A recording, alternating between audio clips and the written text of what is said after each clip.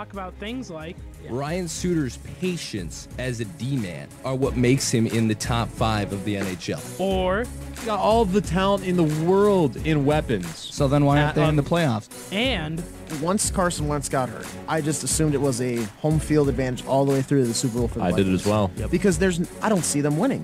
You can catch all of this live every Friday at 12:30 only on pay-per-view. Drew, cut it with the wrestling promo. Sidelines isn't on pay-per-view. It's right here on 88.1 FM KVSC every Friday at 12:30. Nolan Walker shoots bar down. Nolan Walker. He's got 2 now on the evening, and the Huskies, just like that, take the lead back. Looking for your fill of St. Cloud State sports action? He finds Roberts in the left corner. His 3 is up and good. Another one. All your favorite St. Cloud State sports can be found at KVSC, Radio X, and the KVSC Sports Stream. In the slot momentarily, and the Huskies score! Oh my God. Caleb, I can't find the score of the Husky game anywhere. Do you know what the score is? Yeah, of course. It's 4-2.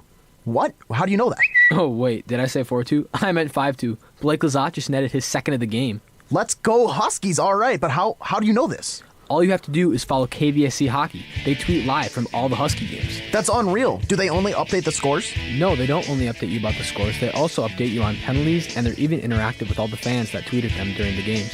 That's crazy. How do I get in on that action? So, all you have to do is follow KVSC Hockey on Twitter, and you can be in on the action today. I think I know who's getting my next follow.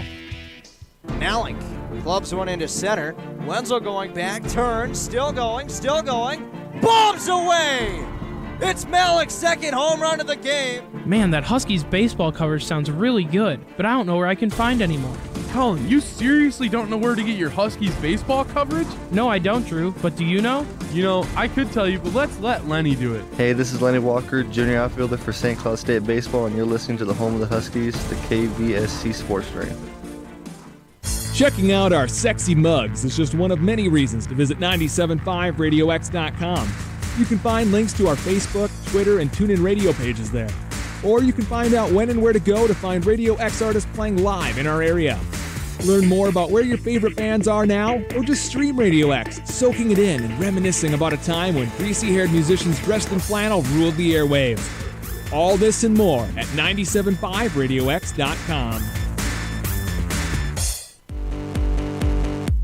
Are you looking for where to find live Huskies women's soccer? Then the KVSC Sports Stream is the place for you. Marion is there, and she scores! Majewski placed it in front of the net, and Hannah Marion's got the winner in overtime. Tune in all season long as the Huskies battle for a spot in the NSIC playoffs. From Sally Nelson pushing this one forward. Long run from Marion. Marion into the box with the right foot, and she scores! Hey Thomas, I want to listen to the Huskies volleyball match today, but I don't know where to go. Can you help me out? Of course, Brooks. You can find the Huskies all season long on the KVSC Sports Stream. Just go to kvsc.org/sports and click at the link at the top of the screen. Awesome! I can't wait to hear my favorite team get the win. Sent over by Uwabari, set Torvey, lock pin swing! Oh my goodness, Lindsay Rachel! Shooting on to 6. Finds the floor, and St. Cloud State leads 19-13. Now quick set, Torvey, Dyer, get out of the way! Micah Dyer thumping it home. Micah picks up her 5th kill on 8 swings. Quick, Tavoso! Shooting on a 6 from the middle, a good set by Maddie Torvey, and Maramoso finds another kill. It's 12-10. Cruzelbrink, a nice dig in the back row by Olsted. I'm Taylor Olsted. I'm a DS for St. Cloud State Volleyball, and you're listening to the KVSC Sports Stream. Now, this may come as a bit of a surprise, but Radio X is a student-designed and run broadcast from the campus of St. Cloud State University. Shocking, I know. Radio X gives students like me a chance to learn hands-on what it takes to create and maintain a quality radio broadcast. Plus, it's pretty fun. Connect with us online at 975radiox.com or on our Facebook and Twitter pages at 975radiox. And thank you for tuning in to the best alt 90s mix around.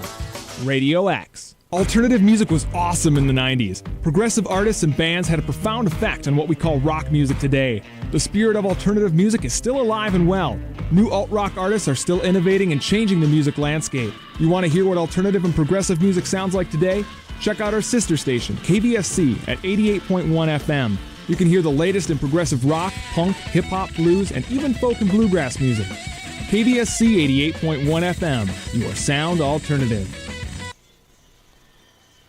Welcome into 97.5 Radio X, KVEX. My name is Sydney Wolf here for the call tonight, joined by Josh Wheeler and Elise Strecker here tonight. We have St. Cloud State women's soccer looking for their first official win of the season. Super excited to get going here with the game tonight. Again, Huskies looking for their first official win of the season today against Minot State University. Now, Josh, you were here on Friday when the St. Cloud State Huskies played Marion. That was a battle of a game. It was. It got really physical throughout, and it was fun to watch from start to finish. And honestly, through the two overtimes, I thought maybe both teams had a chance taking on University of Marion. Very physical, very gritty matchup on Friday, and Nicole Fries, somebody that we both know very well, Sydney and myself, became a big factor on Friday for them, scoring big time, scoring one of their two goals.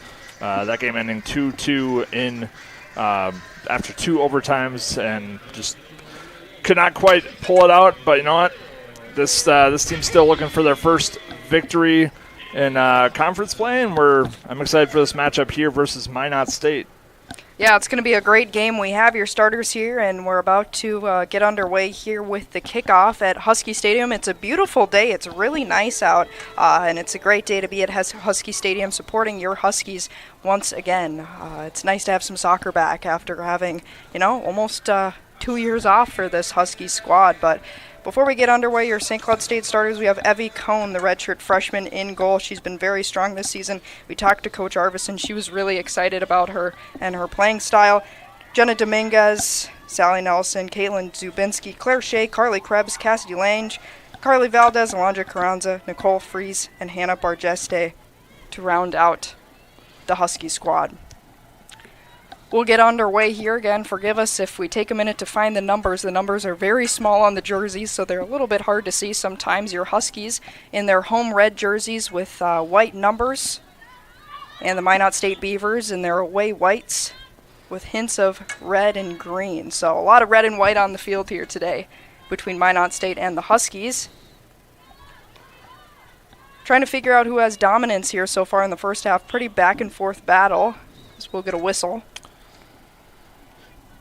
Yeah, a lot of back and forth action on Friday by the Huskies and the Marauders, and we'll see if Huskies can maybe maintain a little bit more momentum, a little bit more possession in this early on in this one here against Minot State.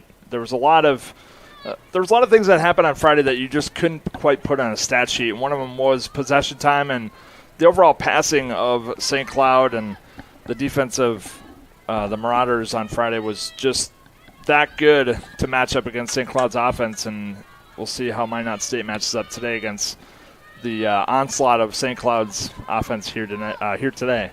And comparing both of the teams, Minot State having a little bit better luck to the start of their season so far. They're 1-0 in the conference, but 2-2 overall. And your St. Cloud State Huskies 0-0-1 in the conference with that draw against UMary, but overall 0-2-1. So Minot State looking to tack on a win here, and the St. Cloud State Huskies looking for their first win of the season. As again, play very back and forth right now. Both teams looking for dominance and to assert themselves in this game here. A nice big boot, bobbled a little bit by Kindred, the goalie for Minot State. That was a nice shot there.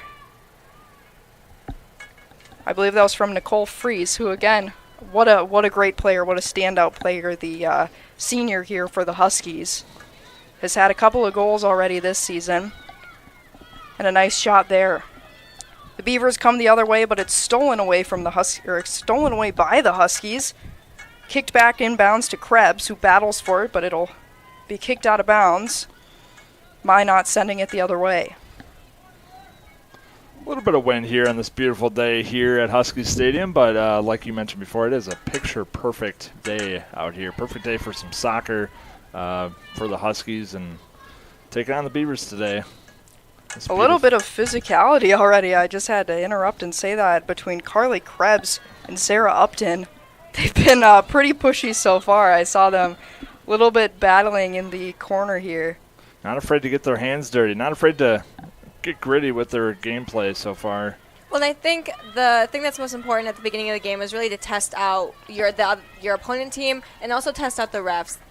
The Huskies are looking now to see what exactly they can get away with, how physical the other team is going to play, and really set the tone with that for the rest of the game. Yeah, it's funny you say that, Elise. On Friday, it seemed like the officials really let kind of certain things fly, let the physicality pretty much reach its peak, if you will, for lack of a better term, and they really got physical on Friday, back and forth, and I was kind of surprised with some of the things that the officials did let kind of go, and we'll see how today goes as far as what they're going to hold these two teams to.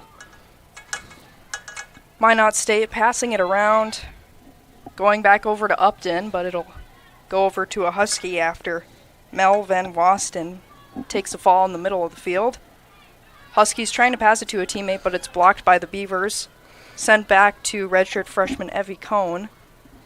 Almost a pass off to a teammate, but it's intercepted by the Beavers. Again, that's Sophia Lewis, who's been really aggressive as a defender here today and almost had a good chance earlier, but it was blocked away. Dangerous move there by Evie Cohn, letting that one go out front, and got to be more protective with the passing. And honestly, one of those things I talked about as far as things that aren't shown on a stat sheet, Evie Cohn only saw or made 2 saves on Friday, but she had so many looks from University of Mary that definitely had the chance for something. A lot of crossbar action on Friday by the Marauders, but Evie Cohn was just absolutely phenomenal on Friday, aside from the 2 that she did let in.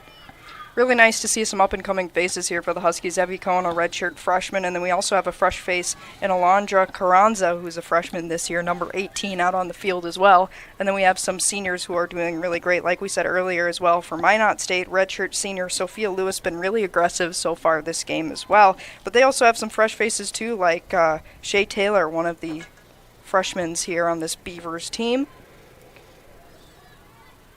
So the ball will come back inbounds, the far side of the field. The Beavers trying to set up some offense here, trying to get on the scoreboard early. Passed over to Daisy DeBoer. Passing it to Sundberg. Running down the field, trying to shake off some Husky defenders. Sarah Upton over to Walston. A battle, but the Huskies outsmart them there. They'll pass it down the field to Claire Shea, another one of these dominant players on the field here today for the Huskies. A nice pass over to Shea. Almost a nice attempt there, but there was about 3 Beavers over by the goal. That could have been a great play, though, for Claire Shea. We'll look now for the Huskies to set up a corner kick.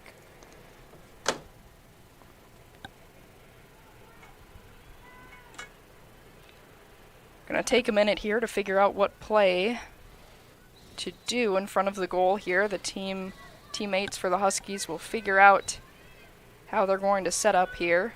So we'll get a nice kick, but a little too far, a little too wide there. Yeah, Del Moral trying to set something up front and just could not, just way too much traffic up front in front of the net there. Again, I think that might have been Nicole Fries, one of the big players on this team, who almost had a nice opportunity there, but just wide at the net. But hopefully that's the first of many good opportunities here as the Beavers will come the other way. Trying to find Sundberg, but the Huskies will take it away. Claire Shea running backwards, passing it over to Jenna Dominguez. A nice boot from Dominguez, but again, that's just about 2 feet wide of the net. And of goalkeeper Maddie Kindred. Kindred figuring out what to do here.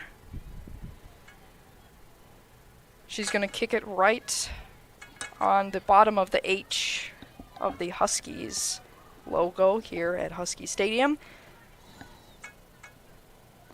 The Beavers trying to figure out something to do here. Both teams with a couple of nice opportunities, but nothing too scary for either team so far. Not a ton of action for Cone or Kindred so far tonight.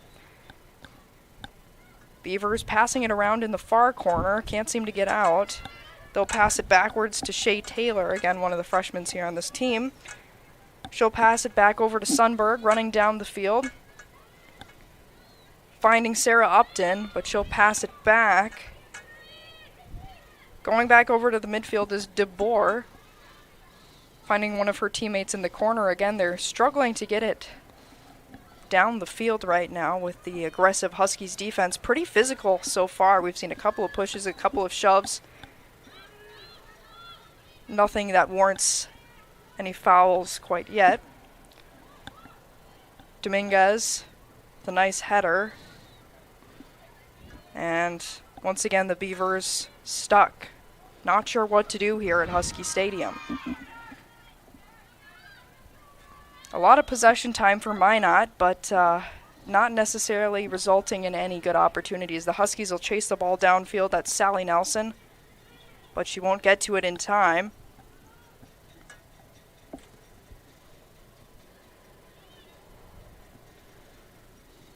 Looks like we're going to have a throw, but we'll take a couple of steps. A couple of seconds here for the team to set up and figure out what's going on. Nelson with the throw. Hands it over to Dominguez. Battling with Minot State on the side.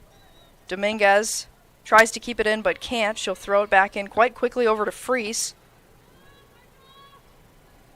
But it looks like it was supposed to go the other way. It was supposed to be Minot ball, so we will reset. Both teams going back and forth so far. St. Cloud just kind of looking lost in their zone just a little bit ago when they had possession, and Minot State, I think, trying to push their way downfield, and the defense of St. Cloud coming up big as far as just limiting their possession time and limiting their passes too, because St. Cloud seems to be moving the ball okay. As I feel like I kind of jinxed it there, as a headbutt will knock it out of bounds here. And pass intended for Krebs, but she's not able to get there in time. The Beavers tried to pass it over to Lewis, but she slipped and fell here on the turf at Husky Stadium. And another misplay from Nelson as Minot comes the other way, but it's stolen away from Zubinski, and the ball will go out of bounds. Wow, a bit of a misplay on both teams there. Yeah, it looked like Jachuski, I believe it was, whiffed on that one, and Minot State took full advantage of that, trying to make something happen, but ball just had a little bit too much muster going on the far corner there, and we'll have a throw in by Minot State here. The Beavers close to the Huskies' goal now, but a big boot downfield from the Huskies. Looks like it'll go out of bounds. Minot will grab it for a throw. Back in bounds, heading over to Chloe Allen. Kicks it towards the goal, but there's plenty of Huskies around, so not a problem. Bargeste boots it out, but it's back to Minot. Van Walston over to DeBoer.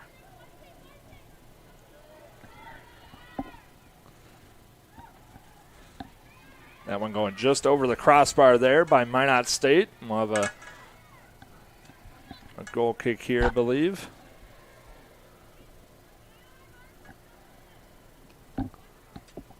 Well, this could be a nice opportunity here for Minot, so the Huskies going to have to play some tough defense here as we have just about 30 minutes and change counting down on the clock here at Husky Stadium.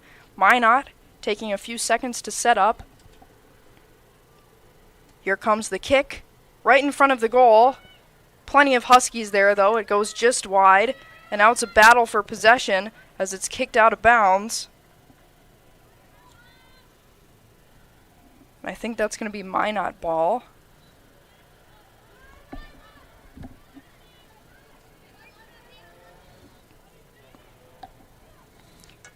Sundberg passes it over to Lewis, who finds DeBoer, kicking it over to her teammate, Van Walston. Tries to outsmart the Huskies' defense, but is unable to, so the Huskies will try and come the other way, but it's deflected off Minot and out of bounds. Bargeste with the throw.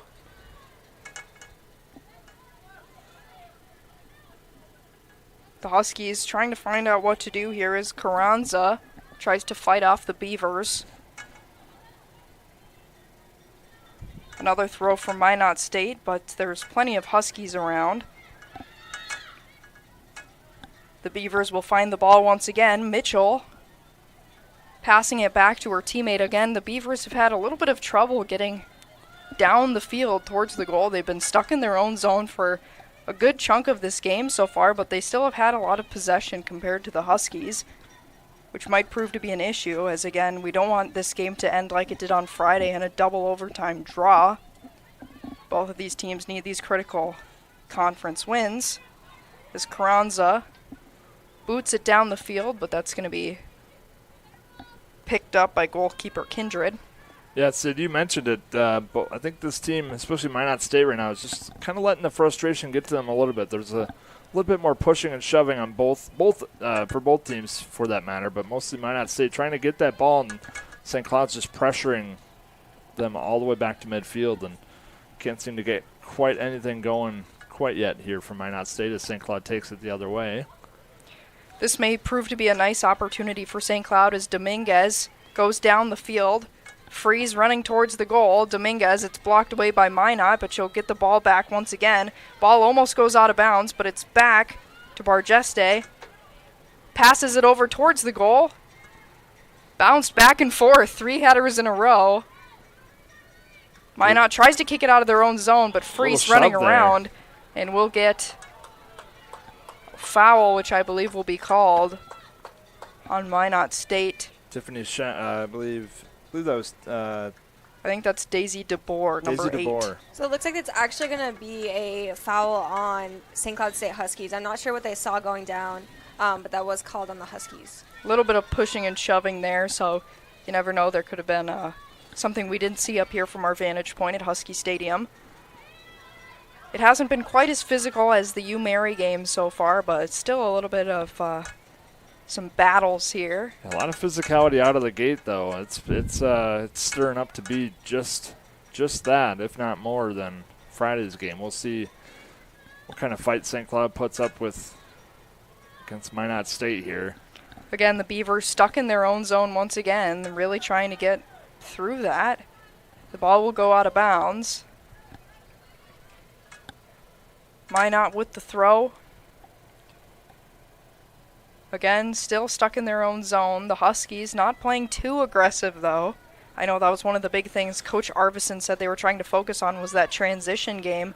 That was one of the big things they were focusing on for the games this weekend, so hopefully they did some work on that, and we're hoping that this Huskies squad will be able to get their first big official win of the season so far. So we have a battle in front of the goal. Minot will kick it away, and nobody's there. The control is really lacking right now. I see right in front of the goal. It's really where you don't want control to be lacking. That could bode well for the Huskies, although we have seen some lack of control down in their end, too, when push really came to shove. A quick play, though. Lewis coming down the field for Minot. Huskies are all over her, but she was quicker than quite a few of the Huskies players. Yeah, the ball will go out of bounds. Speaking of pushing and shoving, there's a lot of just shouldering and pushing aside in this one. There's no wasting time with the physical ground play here by both these teams. It's been pretty gritty so far. And one cool thing to see here, goaltender Evie Cohn, one of the newer players to this Husky squad, a true legacy here for St. Cloud State. Originally out of the Stillwater area, we were told that a ton of people in her family are St. Cloud State alumni, St. Cloud State grads, so that's really cool to see that tradition being kept alive. As down the field, Claire Shea tries to start something, but it's deflected out of bounds. Nice to see those Huskies alumni and players who will just keep going and will keep coming over to St. Cloud State. It's nice to have those dynasties. I know we have a couple of those on the Huskies hockey squads where we'll have one sibling and then the other one will eventually come to St. Cloud State. That's always a really fun thing to see. So, Cone, a lot of Huskies roots. Big boot from Kindred down the field. A lot of headies today. A lot of headies. A lot of them, but they're not starting too much. So still both it's not teams producing a whole lot on either end. Trying to find out what to do. Carly Krebs trying to start some offense, but it's taken away by DeBoer. Again, Minot in their own zone. DeBoer really leading the charge today for the Minot Beavers. That's for sure. She's a redshirt junior originally from the Netherlands and played a little bit of soccer at UND, but came over to Minot State after a little while. Sometimes those transfers end up working out really well, especially with COVID and a lot of people, having the ability to transfer a lot easier. Sometimes you just got to find the right fit, so she's definitely been a positive addition to the Minot State team. Is Evie Cohn ready to kick it out of her goalie box. Takes a few steps back. 26 minutes and counting down here on the clock for the first half. Here comes the kick. Down the field, a little to the left. St. Cloud State will have the possession, charging towards the goal. Passed a little bit over. It looks like it might have hit her hand, but the ref does not call that. Bargeste charging the other way. Shea already downfield. Passing it over, Jenna Dominguez. But it's taken away by Van Walston. Coming back the other way is the Beavers. We'll see if they can create some offense. They're definitely further than they have been for most of the game. Sophia Lewis passing horizontally to Van Walston. The Beavers now in range of the goal. Maybe a shot, it looks like, but it came off a little funny, way wide of the net, almost towards the flagpole here at Huskies Stadium. About 25 minutes left here in the first half. Yeah, it looked like they might have gotten a foot on, the Huskies might have gotten a foot on that one, knocking it out of bounds, so we'll get a goal kick here from Evie Cohn. Cohn kicks it down the field. Both players try and hit it off their head, but it looks like both of them might have been just shy of that, as we'll have both number 8s fighting for possession. That's Claire Shea and DeBoer. Again, both leaders on their respective teams. Dominguez heading down the field, but she's met by about 5 Minot State players. Dominguez again outsmarting some of the Minot players. This could be a chance here, but it's deflected off Minot State. Claire Shea was in the right place at the right time. It just didn't come to her where she wanted it. Yeah, great defense up front there by Minot State. Not letting Claire Shea get make anything of that play up front, and phenomenal job by their defense there. This back line at Minot State really making an early impression on this one. We're about 20 minutes into the first half here. The ball sent down to the Husky zone. Jadzutski running to find it. It goes up the hill, and that's out of bounds. And we're going to have some substitutions here.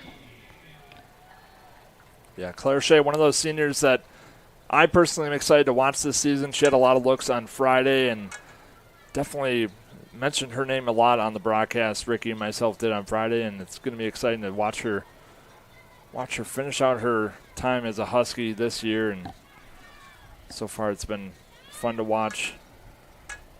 Fun to watch her go to work, especially down low there on that chance by the Huskies. Unfortunately, couldn't make anything of it on that opportunity, but we'll see how the rest of this one progresses for her. Bargeste trying to find a teammate, but is knocked over. Lewis will find possession then, send it over to Upton. The Huskies trying to get possession of the ball again.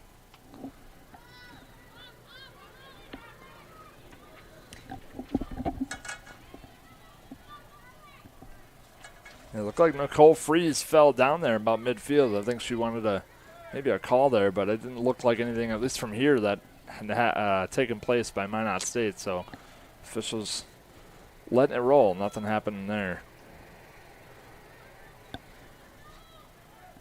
About mid-pitch here. Minot State trying to make something happen and turns it over to St. Cloud State yet again. Back and forth action today, you guys, and it's been kind of that way for the last 20 minutes, but with a few chances on St. Cloud's end, at least early on here. And one of those substitutions, Ariel Hockey, another freshman. Coach Arvidsson was really excited about some of the freshmen that were on this team. She seemed really positive, really hopeful about the new players coming in to this Husky squad, and I think part of it we talked about was just because of the expansion of soccer and especially women's soccer in Minnesota and in the Midwest, especially with our new pro women's soccer team. That's TBD what they're going to be called, but that's supposed to start, I believe, within the next year or two. So just soccer in general getting a lot more popularity here in the Midwest, and that seems to have had a positive effect here on both men's and women's soccer at St. Cloud State. Nice to see those fresh faces getting some playing time and also some fresh legs out on the field for the Huskies. Again, some back and forth play. Not many shots for either team so far. Minot boots this one down the field towards the goal, but Cone doesn't even have to grab it as it rolls out of bounds. 21 minutes and change remaining in the first half. We'll look now to see a substitution for Minot State, and then they'll head over to do a corner kick. I don't think freshman Evie Cone knew that the ball was last affected by Minot State or the Huskies, or else she might have hustled to the ball a little bit faster to prevent this corner kick, but we'll see if they can make anything happen off of it. Yeah, possibly a little bit of a misplay here, but the Huskies easily grab that. Put it out again. We'll see another corner kick for the Minot Beavers. The shrubbery here at Husky Stadium getting a lot more looks than these two teams are so far around Husky Stadium, but definitely a beautiful stadium nonetheless. And there's a bunch of people in front of the goal, and that's a score for Minot State. Again, that could have been from a misplay that the St. Cloud State Huskies could have prevented that corner kick. Not a good sign here for the Huskies in the first half. Didn't quite see who knocked that one in for Minot State. We'll wait to get confirmation here. Again, it's a bit tough to see what's going in here as our vantage point is quite high up. But it does go back to Elisa's point. Honestly, Evie Cone chasing that one down, but the miscommunication on whose ball, what that was going to be, kind of ultimately led to what that opportunity by Minot State, and unfortunately they paid the price for it now, and they are battling uphill battle 1-0 early on here, about halfway through, I should say, through this first half, and see if St. Cloud can knot it up here at 1. And that was a goal officially from number 7, Chloe Allen, the redshirt junior, all the way from the UK, and also did some time at Hawkeye Community College, and now found her way to Minot State. She'll have the goal for the Beavers about halfway through the first half at almost exactly halfway through. It's 20 minutes left remaining in the first half. Minot will go up 1-0, and now the Huskies need to do something to find an answer here. They've been close a couple times, but the Minot State defenders in front of the goal have been really thorough so far in this half. Yeah, getting their feet down, blocking those opportunities up front for a possible header into the goal or even just a kick in the goal. And Minot State right there to make something happen on defense, and they're bringing the pressure back. St. Cloud State early on was applying the pressure to Minot State, not letting them get upfield, but St. Cloud seems to be, battling the pressure at Minot State thus far through the lighter half of this first half of a play here at Husky Stadium, and looking to maybe add an insurance goal here. Yeah, the Beavers, that's definitely going to put some momentum in your game if you're Minot State. But if you're the Huskies, that's not a good sign. You don't want to go down another game here. They're still yet to find their first official win on the season. Coach Arvidsson was really hoping it was going to be this weekend. We still have a lot of time. But the Huskies need to be a little bit more aggressive here, I feel. Yeah, I'd agree with you, Sid. I'd like to see, especially on that last play there, see the Huskies press up a little bit more. Maybe have one or two of their midfielders really come up, help them out. We just saw a mistake right in the Minot goal box where if you had someone pressing on that, it might be a different change of score, just like that. And again, the Minot State Beavers now up 1-0 after a goal from Chloe Allen. The Huskies charging the other way. Freese tried to prevent that from rolling out of bounds, but it's just past her stride. Minot will try to go the other way. Freese again, trying to grab that one, but is unable. Reflected off of a Minot player, so Huskies throw in. Right out by Minot again, another Husky throw in.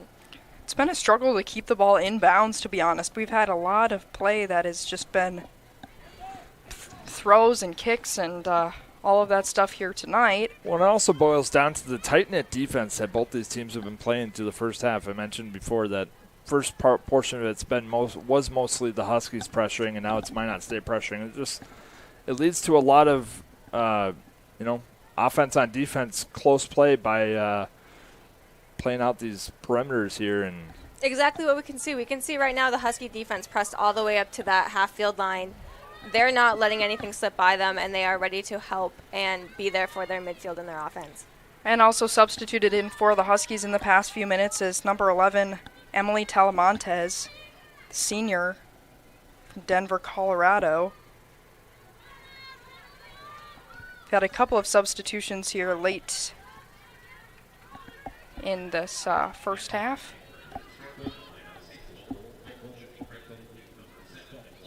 So we'll wait here for the throw from the Huskies. A little bit of push and shove. And we'll move down the field. The St. Cloud State's Jocelyn Martinez to take a kick. Martinez, redshirt freshman, another fairly fresh face here. Out of Pennsylvania, a lot of these college soccer teams have players from all over, which is really nice to see. Quite a few Minnesota and Midwestern players here on the Huskies squad, which is nice to see.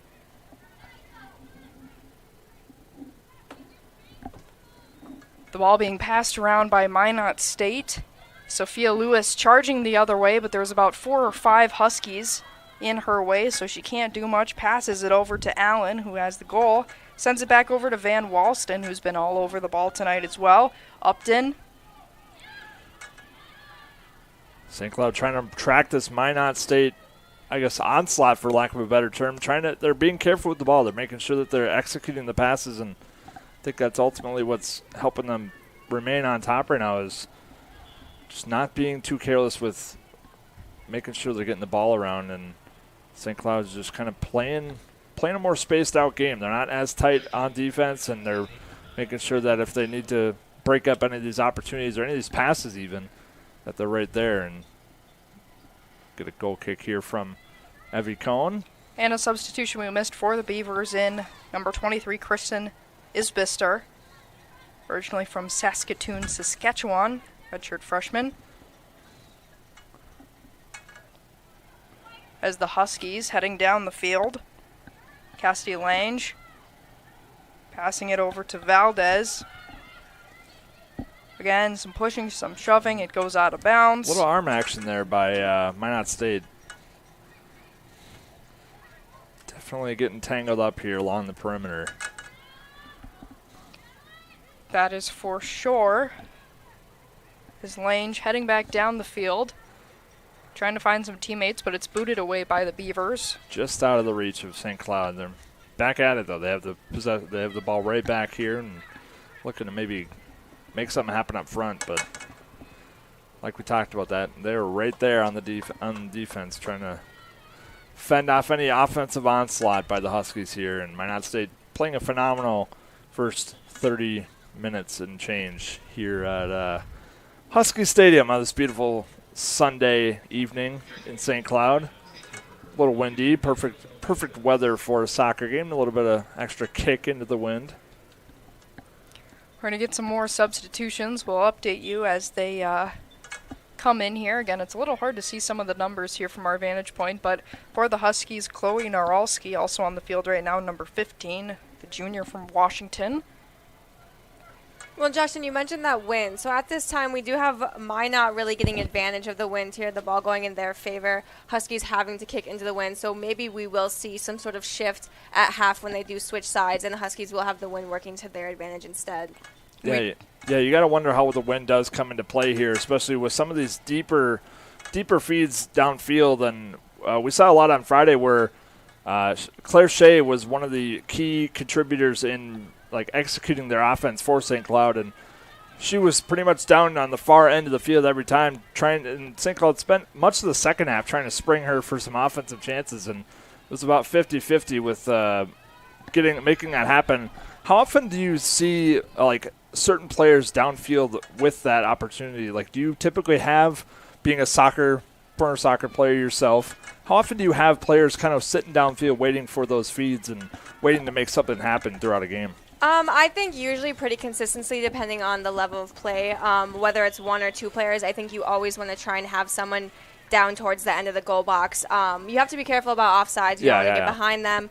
But in good soccer playing, you should have one person down there all times ready to feed the ball in and out of both sides. Then you have an extra person down there to attack as well as run back and help you with your defense.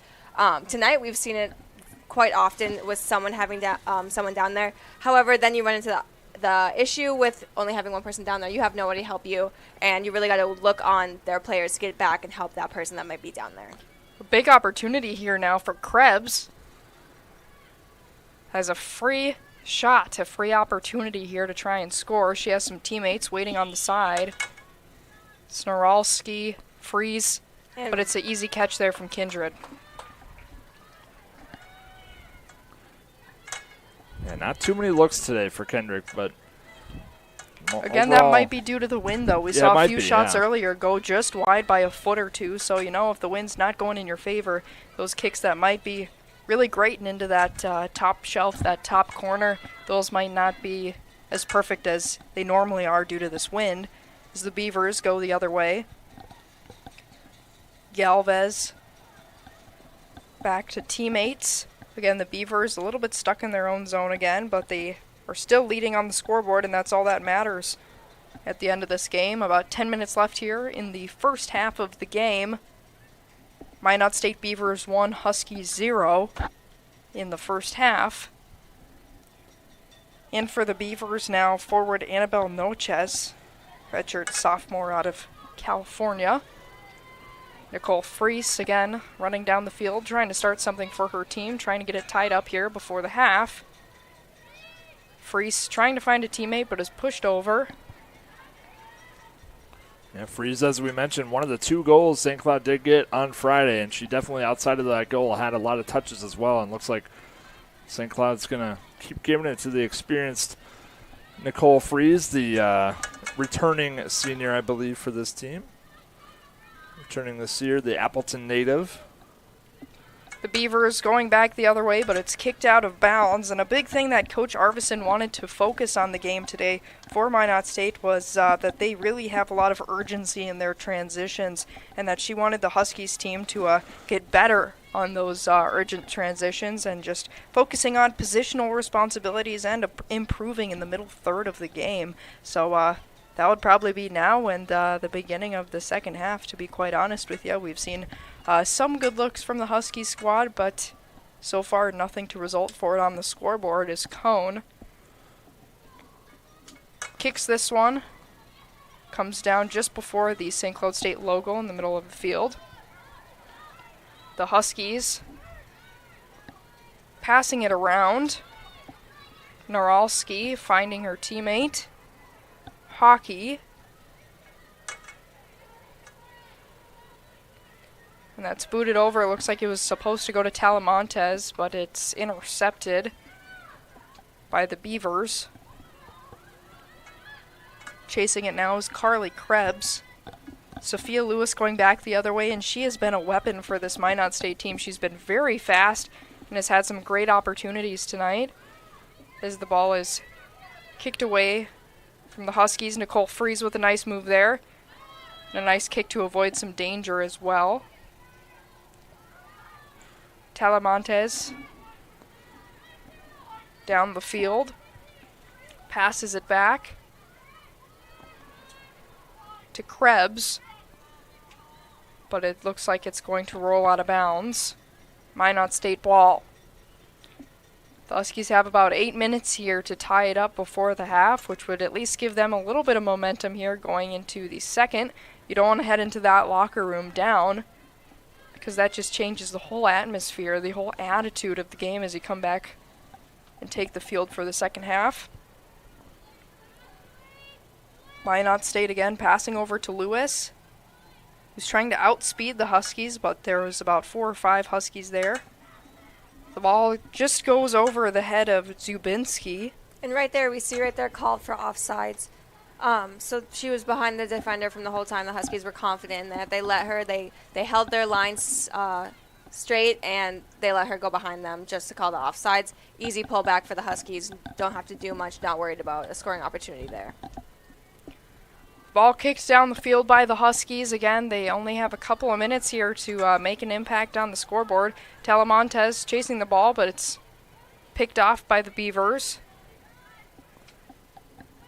And St. Cloud just quite can't push it into the zone, into the Minot zone here, but I feel like they're almost there, and right when they're almost there, it's Minot State just grabbing it and taking it back the other way, and I think St. Cloud is going to come up with maybe a different game plan. It looks like they got the back lines working right now as far as setting up about mid-pitch, but just can't quite get it into that middle third. Yeah, I think going into half, what they really need to focus on is really cleaning up those passes, making sure every pass counts. That's how you can make sure that you're not mishandling the ball, making sure other people aren't getting to it first.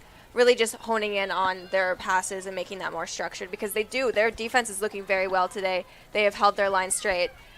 Just about cleaning up a little things and getting on top of the ball, maybe adding some more pressure into that. Yeah, doing exactly what Minot State's doing right now, and that's connecting on their passes and even floating it up a little bit just to get some airtime as well. But they are foot to foot right now with their passes, and St. Cloud just can't quite get the crisp passes that Minot State is connecting with right now, and gotta feel like that has a lot to do with why they're up 1-0 outside of just having an overall front presence on that corner kick that ended up being a goal. They are making sure that their passes are connecting thus far.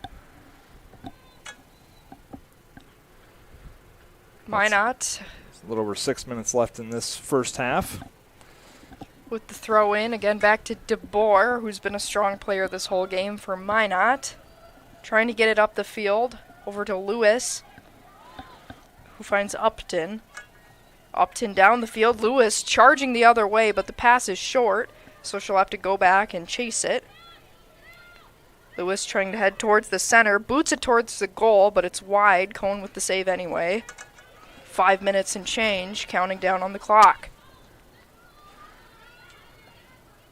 Cohn with a kick. Lands just to the right of the St. Cloud State Huskies logo. Freese with the ball. Passing it back over to Talamontes. Charging down the field, Freese tries to find the ball once again. We've been stuck in the right corner for quite a bit of play here tonight. Nice move there by Freese. Freese nutmeg. Charging towards, almost had a shot, but it's blocked by the Beavers. A nice kick there, but it's saved by Kindred. That was Talamontes with the nice boot towards the goal. And that's a shot that I really think that the wind can make or break. There, she's kicking it right into the wind. We could see where the ball curved. If we would have been going the other way, she might have had that back into the net. Yeah, Kindred, good job of following that there amid the traffic, because she was surrounded by a lot of red up front there, and was able to reach up and snag that one before anything happened with that one. Again, the Minot State Beavers lead the St. Cloud State Huskies 1-0 here with about 4 minutes until the half. Chloe Allen with the lone goal for Minot as the Huskies try and tie things up here before the half. The Huskies trying to get down into the offensive zone, but are unable to do so as it's taken away from the Huskies. Lewis out in front. She's really fast, but it's kicked away. Great defense there by St. Cloud.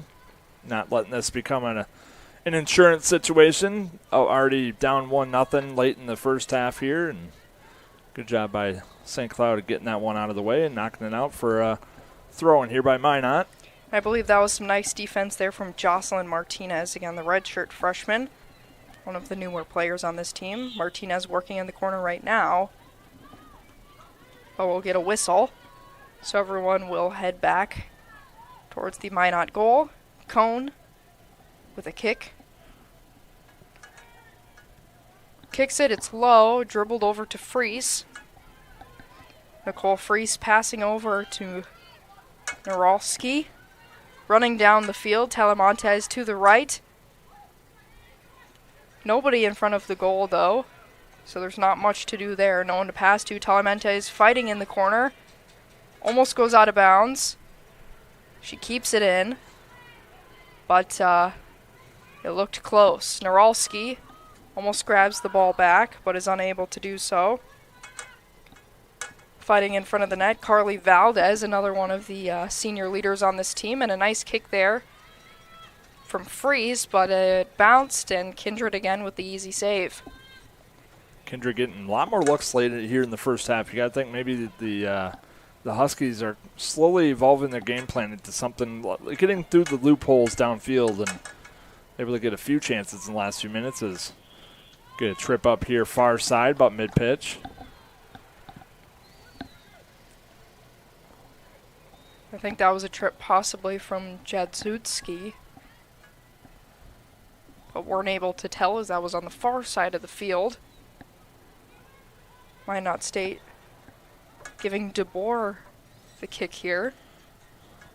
Jadzutski, another one of those freshmen that Coach Iverson raved about, and definitely was a factor on Friday, and seems to be playing some physical play here today as well. And love the culture that Iverson really has kind of created with this women's team. And don't like using the word culture a whole lot when it comes to sports, but she definitely is one of the more positive coaches that we've seen come through St. Cloud, and she seems to have a lot of optimistic outlooks for this team, and you could definitely see the hard work that they've been putting in the offseason paying off, and just tremendous job by Iverson and the crew making a heck of a women's squad here at St. Cloud. That's for sure. As the Huskies with, again, a possibly nice attempt, but it's taken away from the Beavers. Telemontes passes it back to Del Moral. Del Moral, a fifth year out of Brooklyn Park. The ball will bounce out of bounds, but there's also a ball on the field, so 2 balls on the field. Someone's going to go run and grab that, so there's no confusion as to what's happening. 56 seconds remaining in this first half. Only a minute for the Huskies to try and tie things up before the half, so they need to work quickly. Del Moral passes it down the field. It looks like it was intended for Freese, but Minot State will pick that one up. Huskies, again, not being too aggressive. I haven't seen them really attack the ball too hard in this first half of the game. I know they were focusing more on the urgency of transitions, but Sophia Lewis now coming the other way for the Beavers, but there's 3 Huskies on top of her. But she's so fast. She can do it all herself as she has a nice kick, just a couple feet wide of the goal, though. 17 seconds before the half. Cone will get about 10 seconds here. She kicks it in, but there's 5 seconds. And it looks like that's going to be about it as the ball's booted down to the Minot State goal. And that'll be the half here for the St. Cloud State Huskies and the Minot State Beavers. Once again, Sydney Wolf alongside Josh Wheeler and Elise Strecker here for the game. Not the start the Huskies wanted here, as the Minot State Beavers will tally the first goal on the scoreboard about halfway through the first half. Again, that one put in by Chloe Allen. Again, that was a bit of a misplay, as it could have been avoided, that corner kick. So unfortunately that one will go in and put the Beavers on the board. Josh, what did you see in that first half? Saw a lot of back and forth battles between these two teams. Obviously, we had the corner kick that did result in the goal, and honestly, St. Cloud's just got to come out and make sure that they're executing their passes here in the second half to make something happen and maybe try and tie this up and force overtime if need be. But like you said, Arvison's trying to look for their first conference win and win in general this season, as they are 0-2-1 overall and 0-0-1 in conference play. So hopefully St. Cloud can come up with something here in the second half. Elise, what did you think of that first half? What are your key takeaways for this one so far? Well, positive side, it's 1-0. Yeah. We saw how quickly a goal can come and go. So they're not down exorbitantly bad. They can come back and do that right off the half if they want to. I think it's really getting into the locker room, coming together as a team and realizing what adjustments need to be made and simply making them.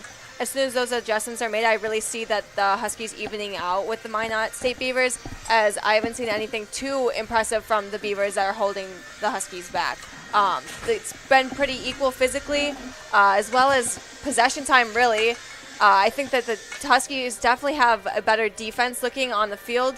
So I think if they keep strong, I think that the Huskies have the advantage going forward here for the rest of the game. Yeah, you said it. 51% St. Cloud, 49% for Minot State for possession totals. And Sydney Wolf, it's been one heck of a first half back and forth, but it was that one corner kick that pretty much resulted into the 1-0 goal that get this thing started about halfway through the first half. Yeah, that's for sure. And again, that goal from Chloe Allen, they will officially give the assist to DeBoer and Lewis.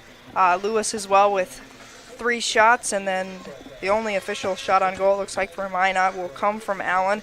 And then looking at the stats for St. Cloud State, a couple of shots here and there. Shots on goal, though, officially from Dominguez, Del Moral, and Freese. And I think Nicole Freese or Jenna Dominguez have to be the ones who need to kickstart this team. Claire Shea, too, a good first half, but we need someone here to get this team going.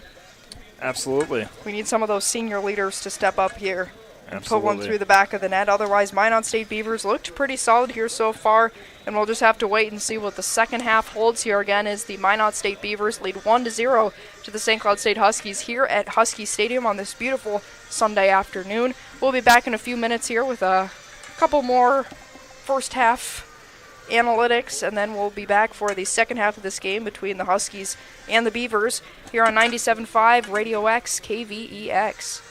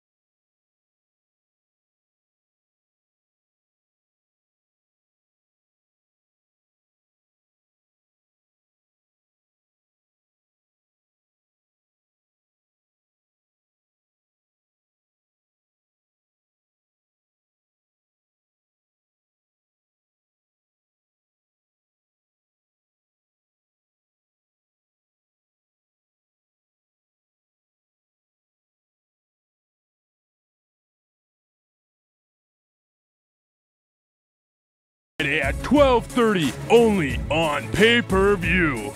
Drew, cut it with the wrestling promo. Sidelines isn't on pay-per-view. It's right here on 88.1 FM KVSC every Friday at 12:30.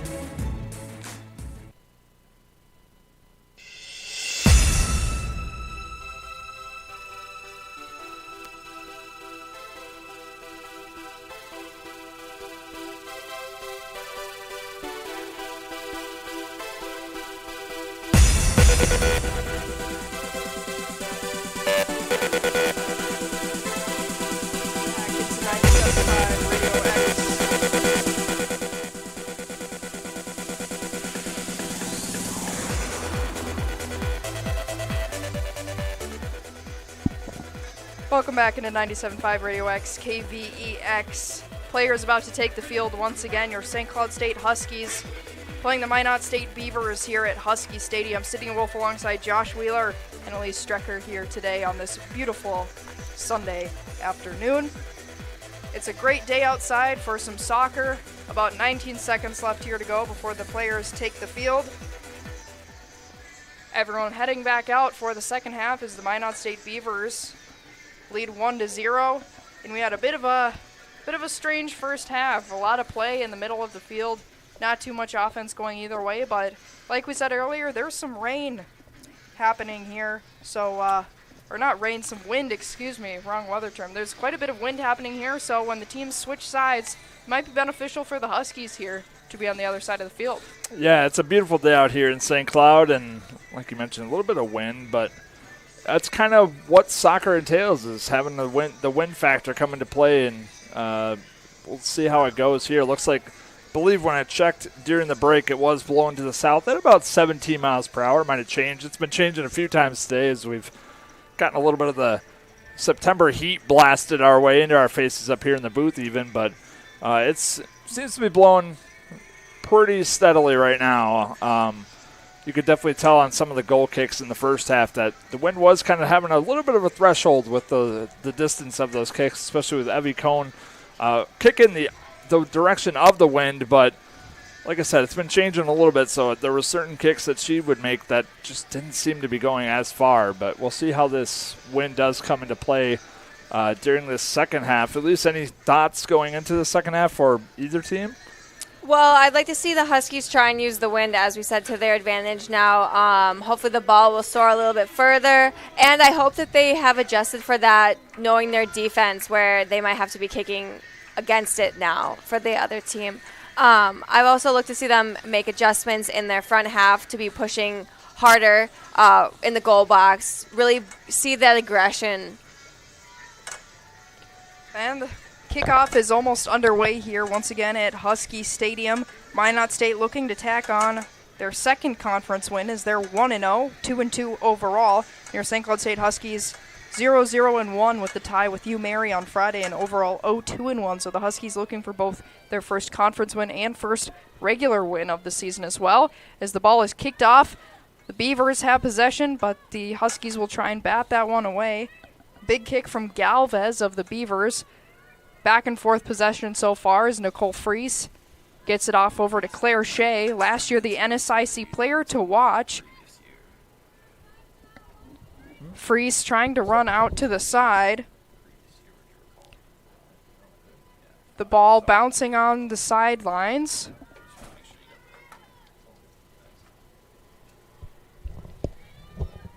Goalkeeper Kindred passes it off to her teammates here.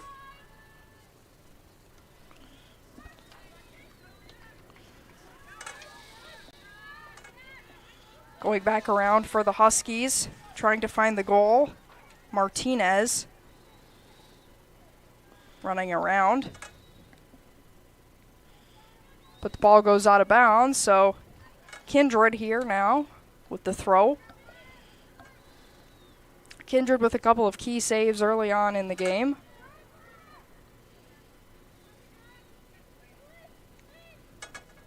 The Beavers in their own zone, trying to find something to do.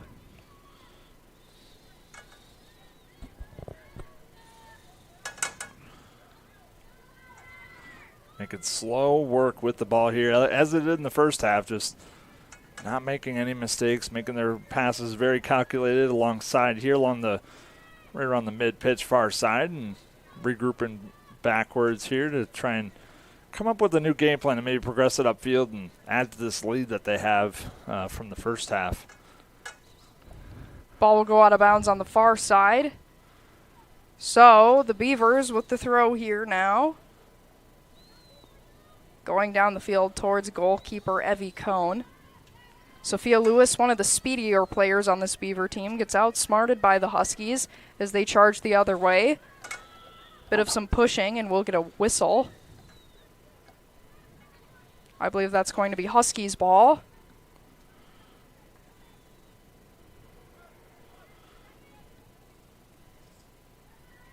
Ball taken away easily by the Minot State Beavers as the Huskies desperately trying to put themselves here on the scoreboard, trying to find their first win of the season. The Beavers also trying to get some more conference wins for themselves. The Huskies charging down the field. Claire Shea down the middle, but there's 4 Beavers in front of her. Del Morale around the side. Almost an amazing opportunity for Freeze, but Kindred had the ball, so she couldn't touch it. If she would have bobbled that just a little bit more, Freeze could have had an easy goal. Yeah, close call there by St. Cloud, almost punching that one in, but as you mentioned, Minot State making sure they are stopping the ball here. Well, that was right off the kickoff. We saw the Huskies immediately become aggressive and got their first shot down on net. And it was a great shot. Again, like Sydney said, a couple more seconds or a step ahead of somebody else, and that would have been an easy goal. So I'd like to see the Huskies continue with this aggression, and hopefully we'll turn the score around. Charging down to field is Valdez, but the ball goes wide. Not sure that was an intended shot or a cross to someone else, but it did go off the end of the goal. Could have been a nice cross pass there as Freese was in front of the goal along with Dominguez. Both of those players very strong in the game against UMary on Friday. The Beavers coming back the other way as Del Morale chases it, but it's out of bounds. Huskies ball. Thrown back in over to Carranza, but it's out of bounds once again. This time Minot possession.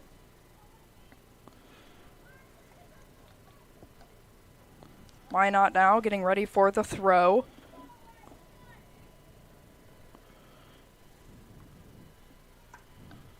The Beavers with the throw, but it goes right back. Kicks down the field to Lewis, but again stuck in the middle of the field. A nice block there by the Huskies. It was Sosinki. Yeah, Sosinki not afraid to take one for the team there, right in the mush. Soccer tough, as I cued it to Ricky on Friday. This is definitely a tough sport to play. We have our resident soccer expert here, Elise. She's been giving us some tips and cues throughout today's game, so we don't misinform you too much. And right there we saw an easy way to show aggression in this game. We had a misstep right there with the Minot Beavers. If we would have shown a little bit more aggression from the Huskies, could have been a goal, could have been taken away. As a former soccer player and a forward, I really like to see when people crash the net. I really like to see that aggression. Obviously, there's a difference between aggression towards the goalie and just aggression towards the ball. So you got to play it safe. But there's nothing wrong with being in the goal box at all. Yeah, we saw that with St. Cloud just moments ago with Kindred coming out to grab that one amid the traffic of St. Cloud players storming the net, and almost had a chance there for St. Cloud up front just about 3 or 4 minutes ago. Kindred getting down and dirty, not afraid to take on the storming offense by St. Cloud State that was approaching pretty fastly as St. Cloud's possible chance here for them. Claire Shea with a nice back and forth motion there, but the Beavers, a tough fight there from Sandberg. Love Claire Shea's style of play. Doesn't show any fear as far as getting tangled up with the players when need be. Oh, and the whistle blew. The whistle blow right. As the ball went into the net. I don't think they're going to count that, but all the fans here at Husky Stadium hoping that would have counted as a goal. A beautiful shot there from Dominguez, but the whistle blew, so it's going to be a Minot kick. A great opportunity, though. We haven't seen many of those so far, at least in the first half for the Huskies, or really the Beavers. It was pretty quiet for the most part. Yes. As Freeze charging down the field. Scott Dominguez right next to her. Freeze kicks, but it's picked up by Kindred. That was another great opportunity there. I like seeing a little bit more aggressive offensive style here from the Huskies in the second half. Yeah, we're about 8 minutes into this game now, and now we've seen about 4 shots on net. And not only were they shots on net, they were very, very good shots on net. Those are scoring opportunities, and those are the shots that you like to see. And the increase of them right at the beginning of the half, I think the Huskies came out to play the second half. Yeah, at least you said it, Kindred getting a lot of looks early this second half. I think St. Cloud did exactly what you said they should do and kind of changed their approach, changed their style going into the second half, and it seems to be paying off thus far with a few really good chances by the Huskies early on here in the second half. And we'll see if they'll keep trying to plug it away here and try and tie this thing up here at Husky Stadium on this beautiful Sunday here in St. Cloud. There's still plenty of time left here to play, and the Beavers only up by 1, so we know that the Huskies are capable of scoring. They just have to do it. They put 2 in the back of the net on Friday. That resulted in the draw with Mary.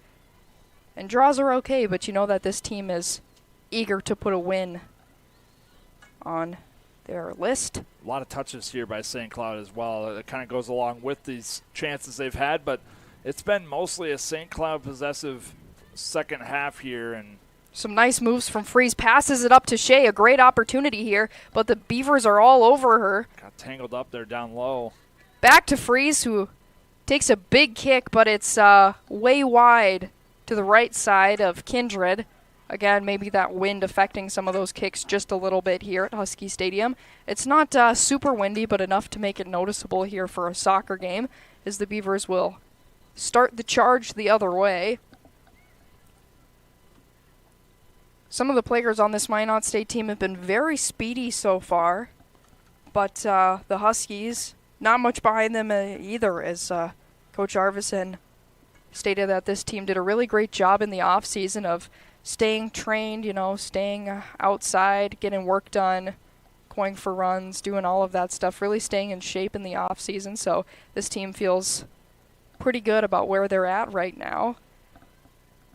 Yeah, she emphasized a lot of the conditioning that these players put in over the course of the last, calendar year, even during the pandemic, and they've definitely showed that they are not losing a step in their conditioning and agility, and it's showing so far here. Collision in the middle of the field. Yeah, it looked like Claire Shea, I believe, up front, colliding with Shea with some great moves here in the second so far, along with Freese and Dominguez as well. Yeah, St. Cloud getting the quick feet going here. Right there, we saw the ball pop up.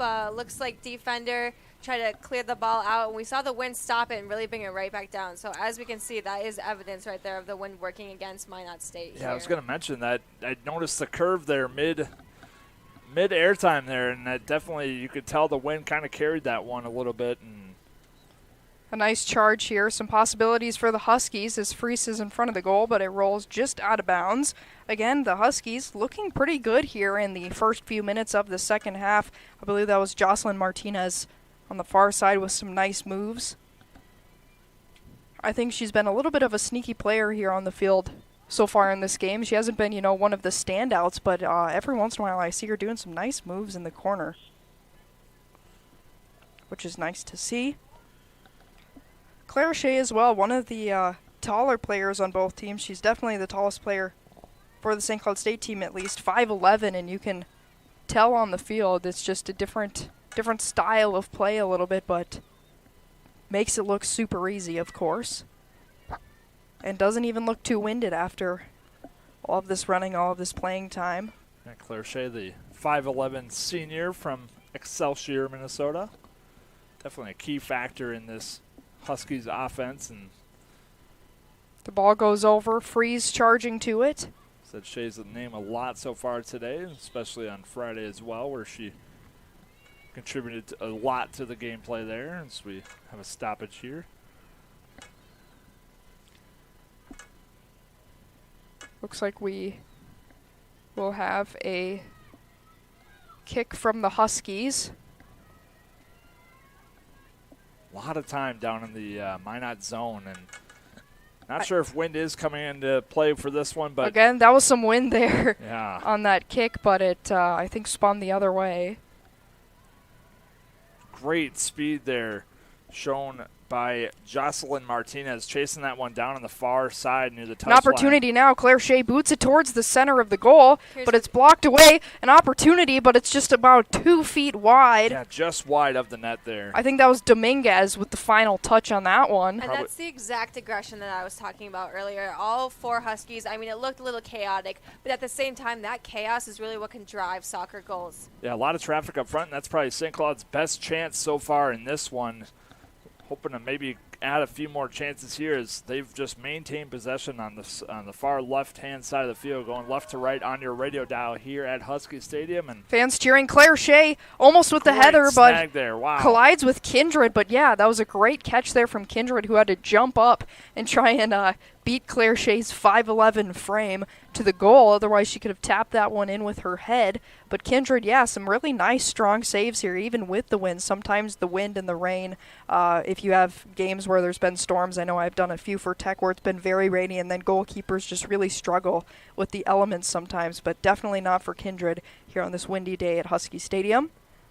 Kindred showing no fear grabbing that one. That was an absolute phenomenal play by her amid the traffic up front, and just went up to grab that one above everybody else. And definitely something I would be afraid of as a goalkeeper is getting bum rushed by all these people up front. And on the other side of the pipes, I mean, Evie Cohn really hasn't faced much action here in the second half, which makes me hopeful that the Huskies might be able to tie this one up here and possibly even win it, as they've looked a lot more strong, at least personally, I think, in this second half than they did in the first, as we'll get a whistle.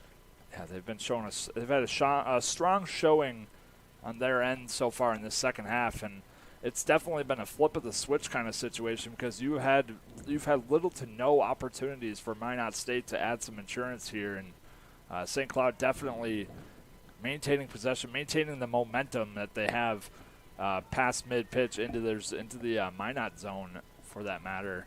And we'll see if they can tie this thing up. But, you know, maybe with Coach Arvison, she took the team into the locker room at the half. They made a couple of adjustments from things that they saw in the first, and now they're kind of all over the Beavers here. But I got to say, Minot State still playing some really strong defense in front of the goal. If they weren't, I think the Huskies would have scored now in this second half. But they've been kind of all over the Huskies here, especially the key players like Fries, Dominguez, and Shea. Minot State just called for a handball there. Players moderately asking what's happening, but very clear it hit her hand. Gonna ask for 10 feet of space before we get the kickoff. I believe that's Sosinki with the kick. Again, sometimes when girls have those long ponytails, it's hard to tell. A nice opportunity there, deflected off one of the faces of the Beavers. And we'll get another whistle. I believe this is going to be Minot State ball. Kindred with the kick. She'll signal some of her players to move over a little bit. Maybe has some plans in mind. Trying to get the ball away from her goal as collision in the midfield happens. And the players will be sent downfield even further. Evie Cohn maybe to see some action here in the second half. Hasn't seen much again for quite a few minutes here now. First half was pretty back and forth between both teams, but the second half, I gotta say, the Huskies look great. They look a lot more aggressive, but they haven't had much defensive time here, so they gotta stay strong on that as well. As the Beavers now in the Huskies zone,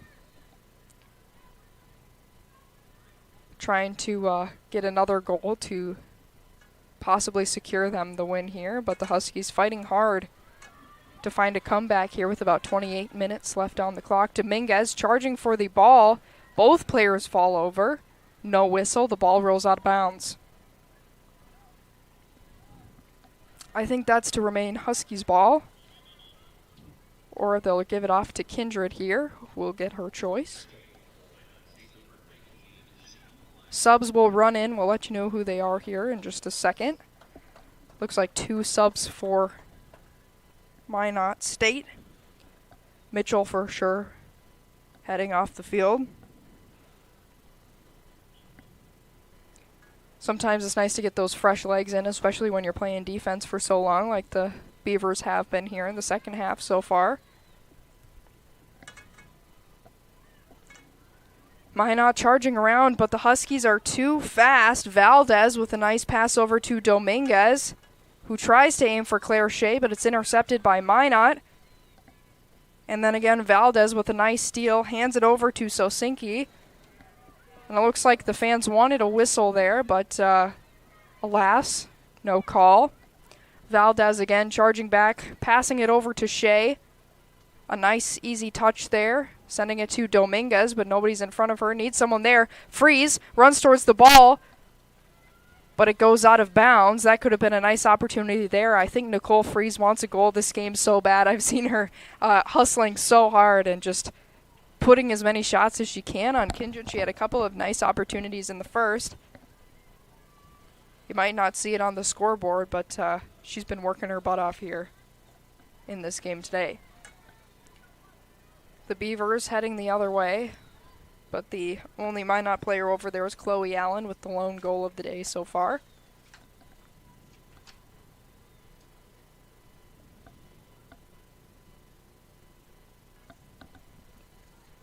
Huskies trying to charge the other way, find some offense here.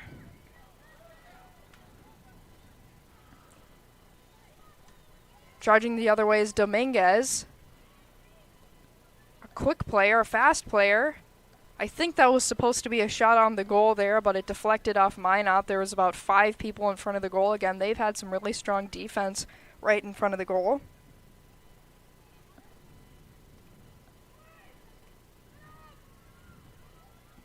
Yeah, you mentioned it. Dominguez, definitely a key factor for this Huskies team, and Friday had 6 shots with 1 goal out of those 6 shots against University of Mary, and definitely a key player in today's game as well, getting a lot of possession time with the ball and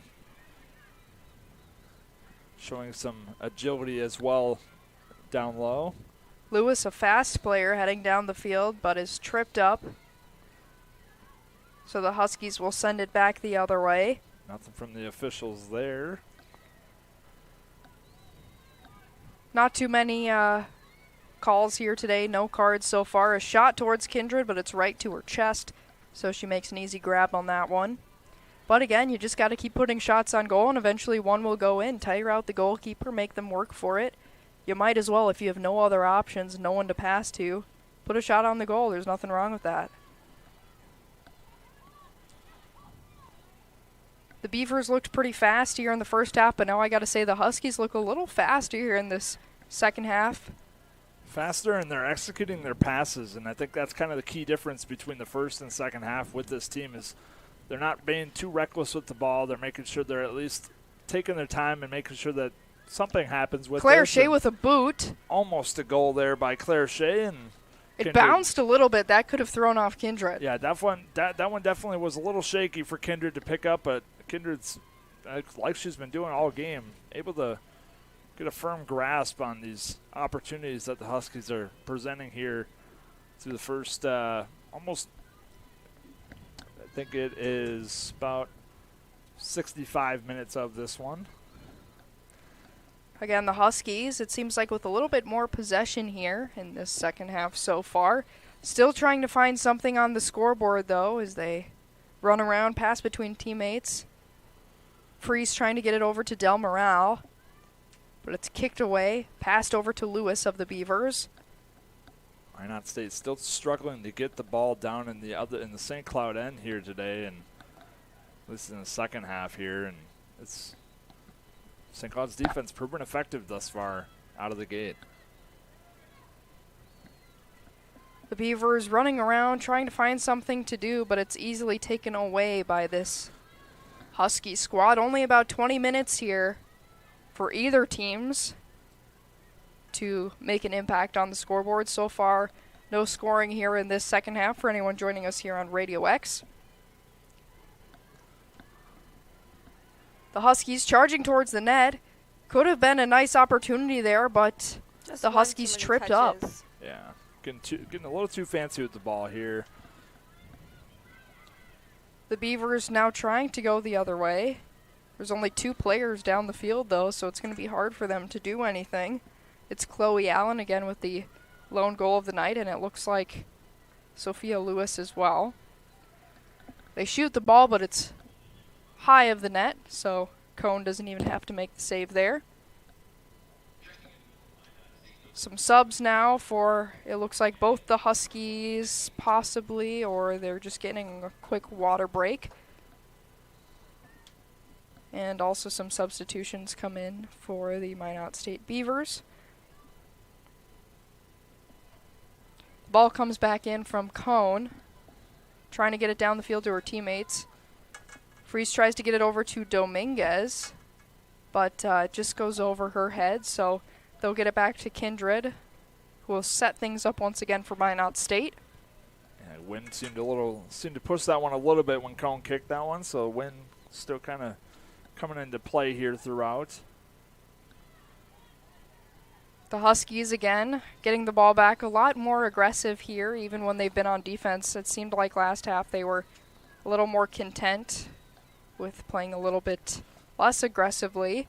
There's almost a nice play there, but it's deflected away from Claire Shea. The players are all over her. I think they know she's a dangerous player, so they're trying to keep the ball away from her, trying to stay one step ahead of her. As the ball almost goes out of bounds, but it's kept in there by Yazjeski.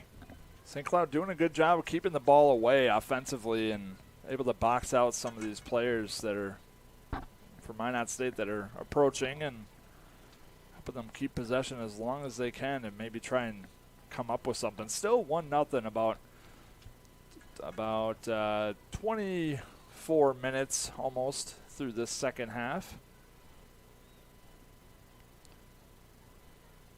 The Huskies try and boot it down the field, but it doesn't work, goes out of bounds. They'll try the throw one more time from Martinez. Minot tries to get it away, but they're just doing short little passes that the Huskies are easily intercepting. Minot State going down the field, but the Huskies are faster, so they know what's going on. Yazjeski tried to keep that one in bounds, but the referee calls that one out. She'll hand it over to Sosinki. Gets it over to Shea. A nice touch just on the top of her head to send it forward. Minot State starting to seem a little tired here in the second half. We're about halfway through, 20 minutes left here in this game. Tired and not really connecting on the passes like they were the first half. A little sloppiness throughout the halfway point of this second half, but I think fatigue is starting to set in for Minot State as they've kind of spent a lot of energy and a lot of time defending on the other end here. So we'll have to wait and see here if the Huskies will get on the board here in the second half. But I noticed too in the game on Friday, their first half was a little slow and nothing really happened for either team until the second. So maybe they just tend to have more energetic second halves of the game. They come out looking okay, but then they go into the locker room at the half and they come back out and they just seem a lot more energetic and a lot more knowledgeable of the other team and the style that they're playing. So maybe it just takes them a little while to get used to the other team, what type of game they're trying to play. And then they come back out, and it seems like they made quite a few adjustments. Yeah, the second half is very reminiscent of that first half on Friday where St. Cloud putting the pressure on offensively and just can't quite get it. Dominguez, almost a nice boot over to Shea. Trying to spring Shea there down low. Could have been a great play, a nice opportunity there. Minot again with a bunch of little passes, and St. Cloud State a lot more aggressive now. It's sent over to Carranza. Boots it towards the goal, but it's blocked by the Minot State Beavers. With the block there. That was Jordan Tenpes, the redshirt freshman for the Beavers. Another tall person on the field, 5'10", almost to the height of Claire Shea on the Huskies. Charging down the field once again for the Huskies is Martinez, trying to set something up here. Passes it off to Del Moral. Over to Freeze. There's too many defenders on her, though. She's got to find a way around them. Freeze towards the goal, but it's kicked out of bounds by the Beavers. This would be a perfect execution now for the Huskies to go back and do exactly what Minot State did to them. Set up this corner kick, get prepared, and really take your best foot forward at this attempt. This could be the perfect attempt. Like you said, the goal earlier came from a bit of a misplay the Huskies could have prevented. So this, could be the best revenge for the Huskies squad here. As it looks like Freese will take the kick. It comes down over to Shea.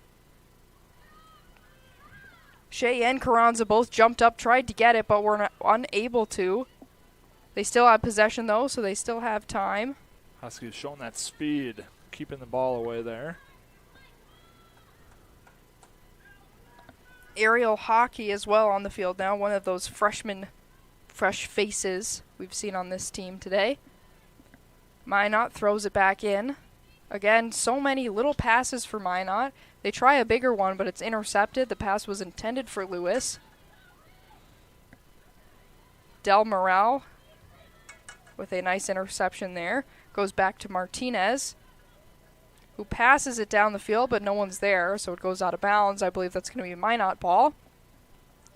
16 minutes left here to go in the game. Minot leads 1-0 here at Husky Stadium. The Beavers, again, short little passes. They kick it out of bounds. This time it's Husky ball. I believe that's Martinez on the far side taking the throw.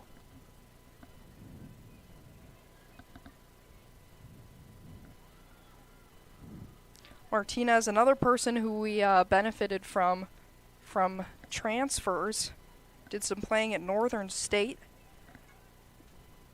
Again, sometimes players go one place and they end up finding their home in another. We've seen that a lot in COVID with so many graduate transfers for a lot of different sports. And even on Minot State, we saw a couple of their players coming from other schools as well. So it's nice to see some of those players coming into the NSIC and finding their home here. Minot again passing it around in their own zone, trying to find something to do, but again, pass intended for Lewis, intercepted by the Huskies. Beavers boot it down the field. Cohn makes an easy grab, runs out in front of her goal, just to give her teammates a couple of seconds of rest before she kicks it off down the field. A nice kick right past the Huskies logo, and right to Claire Shea, running towards the goal. Almost a collision, but that could have been a nice goal, a nice hustle there from the Huskies as well. That was hockey, and one of those freshman faces again that Coach Arvidsson was super excited to see on the field here. Yeah, great stop there by Kindred coming out to play that one, coming out to stop that one for Minot State as they're looking to maybe bring it downfield finally after pushing through most of the second half and trying to get an opportunity downfield, and nothing working thus far for Minot State as St. Cloud looking for their equalizer still, as we are just under the 15-minute mark left in this one here at Husky Stadium. Beautiful day out here in St. Cloud. And I truly believe St. Cloud can do it, but they have to put themselves on the scoreboard as, again, hockey close to Kindred. Kindred get knocked down there for that We are going to hear a whistle. Yellow card issued to a Husky player, I think number 26. I believe that was hockey. I can see here from a perspective of why a yellow card was given. I don't think it was the second time, so intentional. Not intentional, but I think they just said, it's the second collision in a few minutes. We have to give what I assume is going to be a yellow here, but we'll see. Everyone awaiting the referee's decision. It was to hockey, I believe.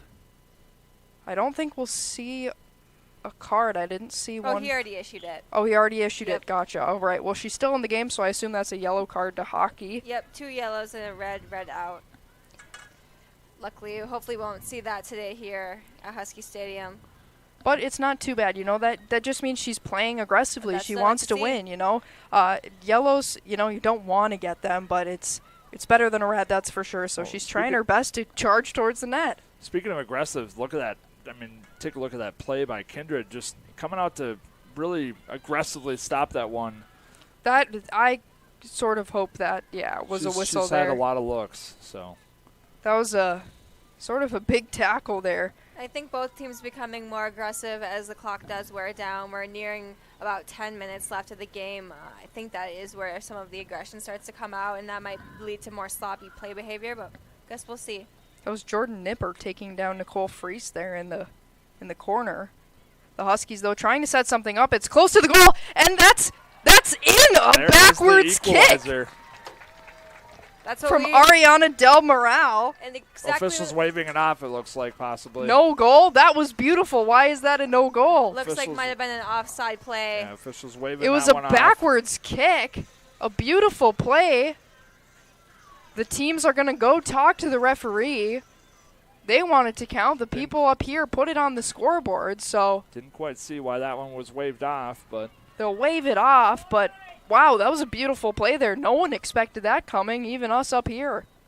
Interested to hear the explanation behind that one. Looking at the flags, it appeared to be an offsides play. She might have been back behind the final defender. Even when those positions do get messed up back there, you still got to remember you cannot be behind the line of the defense before the ball is kicked. So that might have been a mess up there. So easy to get confused and get kind of lost in where you are on the field that far down into the pitch here at Husky Stadium. And unfortunate for the Huskies, but as we can see, these goals are going to happen for the Huskies. Then we got about 12 minutes left of this game. Their aggression is showing, their passes are showing, and just need to get another one up there. Well, and sometimes even those no goals do provide a little bit of a spark to get something going for this team, and we saw that on Friday with St. Cloud State as well, where the aggressiveness was kind of showing and got a couple no calls on their end, and sometimes it does provide the spark that you need to maybe make a change in your game, and Huskies definitely need to do that here as we are nearing the 12 minutes left mark of this game. But I mean, the Huskies did prove that they can score now. They had that one, and then earlier they had one that went in the goal as well, but the whistle blew right as the kick came into the post. So they put one technically in the net twice today. They've just been whistled off. Yeah, this has been mostly the Huskies' second half thus far in this game, and you got to wonder what Minot State might be thinking. You're not getting a lot of chances for our redshirt freshman on the other end here, Evie Cohn. So got to wonder what you got to do to maybe play some defending the lead, so to speak, by Minot State, because right now it seems to be St. Cloud is trying to push for the tie rather than Minot defending the lead thus far. Minot back in their own zone now. Try to make a pass over to teammate Isbester, but it goes too far, so the Huskies will grab that one back. That's Yazjeski over to Sosinki in the backfield. Finding Hockey, again, who's had some nice aggressive plays here so far in the second. Yazjeski in the backfield. Yeah, this back line, Coach Arvidsson talked a lot about it on Friday when we sat down with her, and she said be on the lookout for this back line because they've been really impressive both Friday and today, really kind of displaying a defensive wall throughout the pitch here at Husky Stadium. Another fresh face here out on the field is freshman Rihanna Zerna. Only 5'2", but pretty solid player out of St. Michael, Minnesota. Pretty close here to the St. Cloud area. It's always nice to see players from central Minnesota on this Huskies team. She's on that backfield along with a couple of other newer players. Minot again stuck on the side of the field. Evie Cohn really hasn't had much to do here in the second half, while Kindred on the other end has had quite a big job in these past 10 minutes. Hey, you might want to just pull up a chair and have a Capri Sun or something at this point. You have not much going on this end of the field. It's been, like I said, it's been mostly Huskies ball throughout the second half on the pitch here. 9 minutes to go here until the clock stops here at Husky Stadium. Again, Minot on the other side of the field, stuck in their own zone. The Huskies need a goal here, and to win they need 2, so they have some work to do. Still a shame we had to call off that last goal. That was beautiful there, but offsides is offsides if that's what the official ruling was. But, you know, try and do that again. Just move a couple feet over and try that play once again, because nobody saw that coming. That was a beautiful play. Yeah, Arvidsson looking to give her these women their first conference win today. Starting conference play officially on Friday. Heck of a game against University of Marion. Pretty back and forth, tight-knit game today against Minot State as well. So very competitive team that she's been able to kind of help develop here at St. Cloud. Dominguez with a big pass over to the corner of the field. Nobody there. Del Moral not going to chase that one. They'll call that Minot ball. Over near the corner.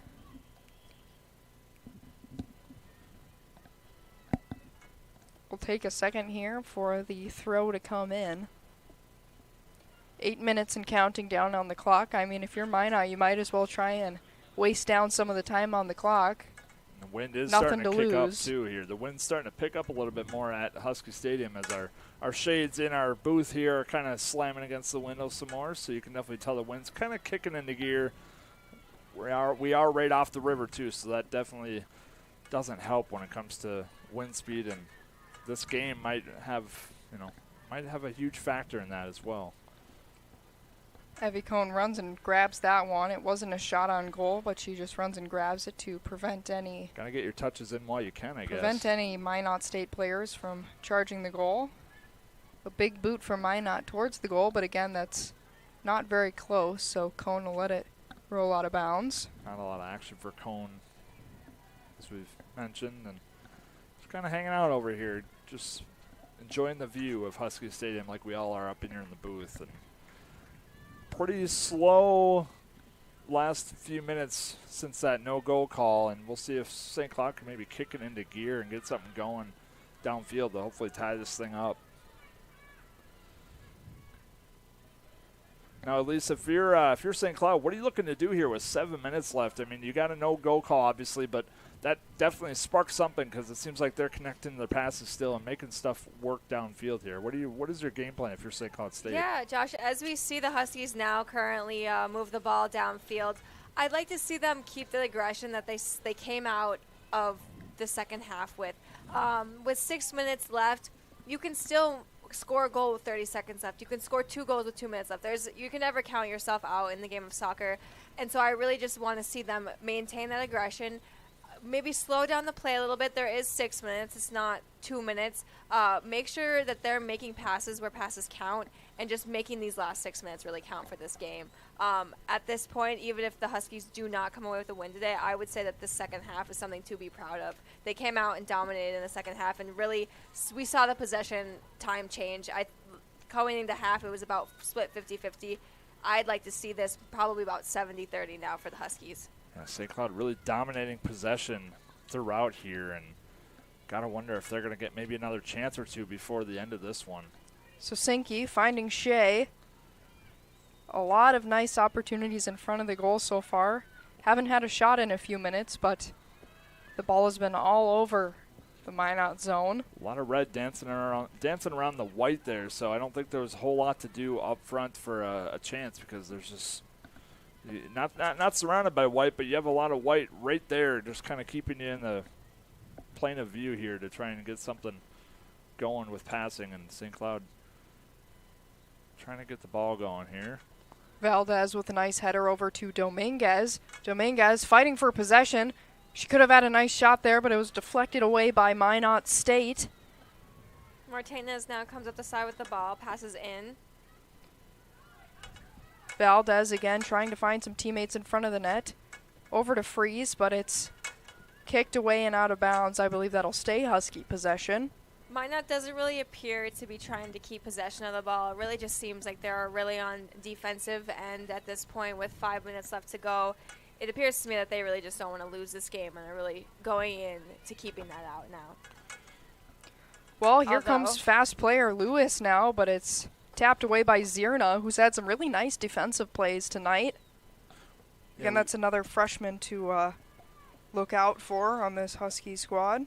And we've mentioned, players like Shea, players like Freeze, even, area hockey. We've mentioned a lot of those players today, but I think the one player that's really stuck out both in this game and Friday's game, like I mentioned, is Dominguez. Like, she is just absolutely, I love the tough, gritty game that she brings to this Husky team. Absolutely, wherever the ball is on the field, she seems to be right in the mix of it with the Minot State players today, and she's not afraid to kind of become involved as she's just constantly getting the ball rolling as she's chasing the ball around like crazy right now, right around the 40 of the football marker here. Martinez down the field once again, down that right side, makes a pass over to Shea, almost to Freese, but she runs in front of it. It looks like they might have had a little bit of a disconnect there. 3 minutes and 30 seconds left on the clock, as again, Minot State just boots it out of their own zone. I think they're just trying to waste some time here. If they know they can be solid on defense, why not just waste these 3 minutes down here if you're the Beavers? Yazjeski trying to find who to make the first pass to. She sends it down the field to Shea. But again, Minot State will give a little push from behind. A whistle. I believe that was on Minot, who might have a kick here incoming. And it looks like we will. This is the best opportunity for St. Cloud State I believe they might have for the rest of the game. 2 minutes and about 45 seconds left here on the clock, and it looks like Nicole Freese is going to take a kick. Yeah, not a bad option, not a bad choice to have when you want to tie this one up at one and going with the senior, Nicole Freese. It looks like they're actually going to send it on over to Del Moral. Del Moral, another key factor in a lot of the plays. Almost the big scored plays earlier. Yeah. She had the called off goal, so it looks like they're going to give it to Del Moral. You might as well give it to the person who found the back of the net earlier, as here comes the kick. And it's just deflected off of Kindem. Like my goodness. Looked like a header maybe there. Or Kindred, excuse me. That was a close one there. A great opportunity from Del Moral. Nice stop there by Minot State. The Huskies need to work quickly now as there's only 2 minutes left for them to try and tie this up. I mean, for the Huskies at this point, you just need to... Oh, that one lands on top of the goal. Close there. 2 feet lower, that could have been in the top shelf, but you only have 2 minutes here to try and tie things up, and then after that, even if you do that, you're going to have to go into overtime, which the Huskies had to do on Friday. So, I mean, you got a minute 40 here. Let's hope they can get something done. This Kindred will have the kick. Kicks it off, not too far of a kick. Couple of Huskies try and grab that one away. Nicole Freese doing what she does best, charging back towards the net. Trying to keep the ball inbounds, though, and they're going to call that out. Minute 30 on the clock here. It only takes 1 second to put it in the back of the net, but opportunities and time for those opportunities are winding down here at Husky Stadium. Yeah, and if you're Minot State, you want to keep the ball out of St. Cloud's hands right now. They've had a lot of really good pressure situations thus far in the last few minutes, and Minot State just trying to keep them at bay and doing a good job of it so far as we're already on the other end of the field here, and St. Cloud's got to work their way back in the final minute of this one. Officially 1 minute left here on the clock at Husky Stadium. Some nice moves from Yazjeski to keep the ball inbounds. So Sinke with the throw over to Shea. But again, Minot's going to find that one and just try and boot it downfield as much as they can, or just make short passes to keep the Huskies away. The ball's booted down to Cone. I think she's going to come grab this one to try and keep some time remaining on the clock. Give it a nice big boot. About 30 seconds left in this one. Right past the St. Cloud State logo, but Minot finds it again. I fear that this game might go to the Beavers here today, as there's only 20 seconds left on the clock, and Lewis is charging towards the goal and towards Cone. The ball goes up and out of bounds. What a stop there by Evie Cone. Getting down in front of that one. And that ball looked significantly out of bounds from our vantage point here, but they'll say that was kept in. Or maybe not. Now it looks like they might be calling that out. Not quite sure. Official calling 10 seconds on the clock. Well, they're counting down 10 seconds here, but I think they were saying to rewind it, so. I think. And that will be it here at Husky Stadium. Unfortunately, the Huskies dropped this game 0-1 against the Minot State Beavers, and I gotta say, Minot may have won that first half, but St. Cloud State was all over them in the second. They just weren't able to get that goal on the scoreboard and tie things up. Yeah, absolutely impressive showing by the Huskies in the second half, and honestly, that's about as good of a fight as you could put up against a team like Minot State, who came in here swinging, ready to go, and I think that second half was definitely Huskies. I'm surprised they didn't cash in on a goal there, but definitely put up a good fight throughout that final 45. And Elise, what are some of your thoughts as far as we kind of put a wrap on today here at Husky Stadium? Any thoughts for both teams at the end of this one? Yeah, closing out this game here, I really did think the Huskies would come back and at least tie it up, bring us into an overtime.